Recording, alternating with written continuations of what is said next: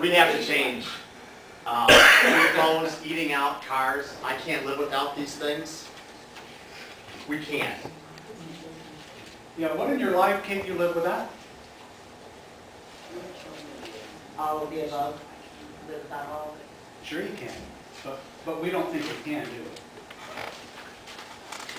we? Vacations. Vacations are great, just not financed.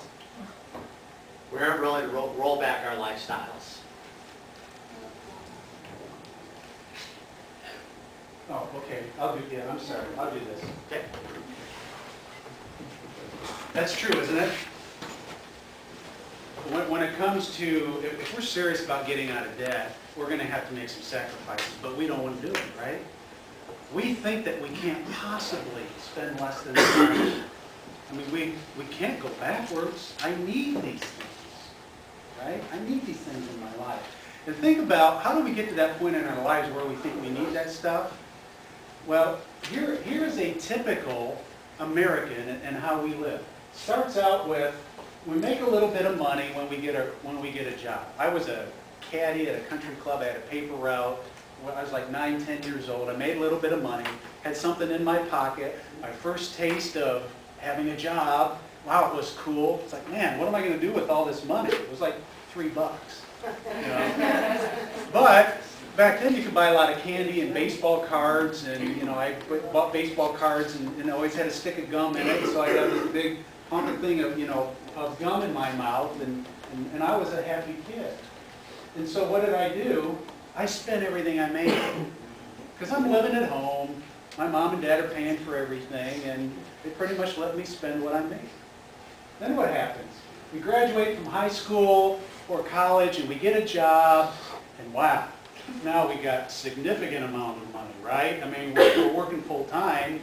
Man, we're arrived. We're 18, 20 years old, 22, and all of a sudden we've got all this money, and we discover that we need clothes, we need a car, and we need to go out every weekend with our friends, and so what do? We spend it all. How many people in their mid-20s have even a dime saved? How many people in their 50s? Did you know that the average 50-year-old has less than $40,000 saved, and that includes the equity in his house?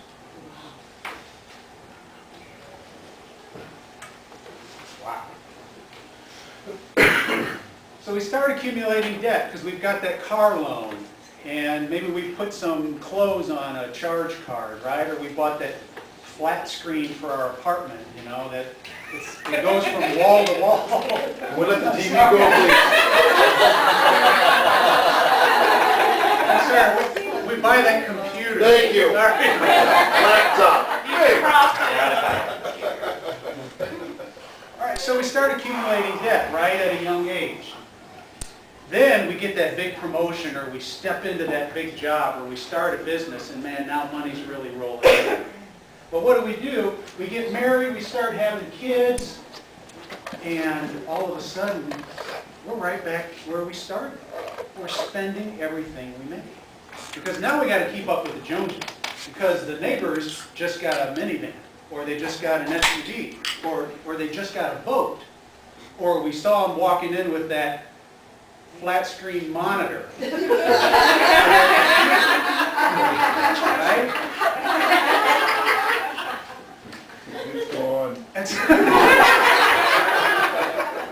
We love you, Bob. I'm just teasing you. And so what happens? We continue to accumulate more debt, and we're still spending everything that comes in the door. When do we ever save?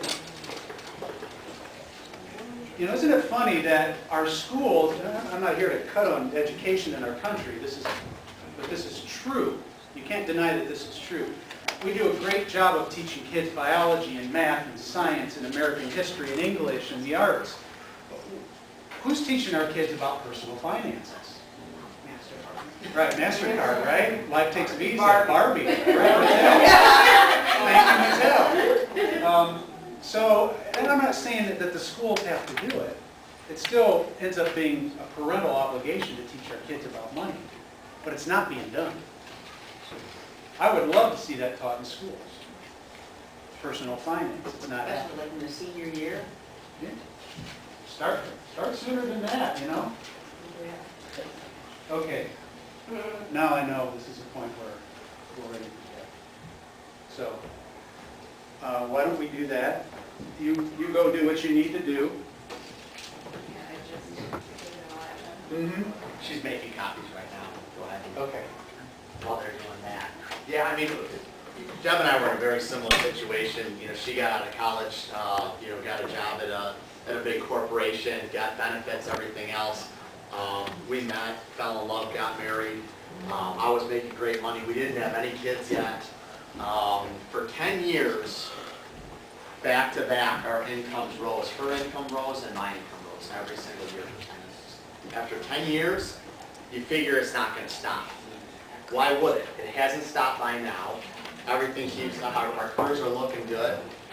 And we had never really, that I can remember, lived through a recession.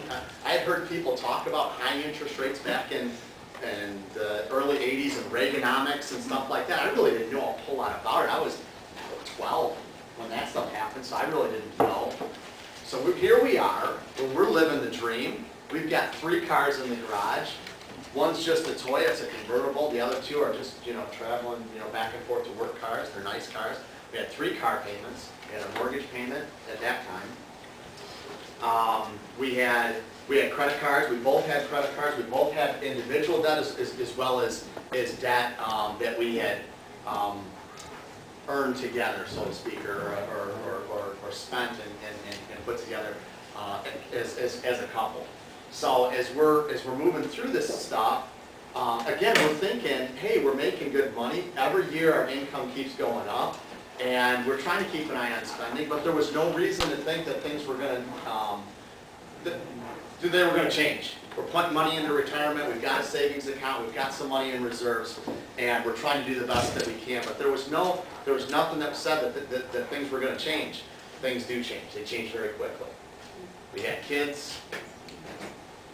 I lost my job, she lost her job. Our income got cut by roughly 70 to 75%.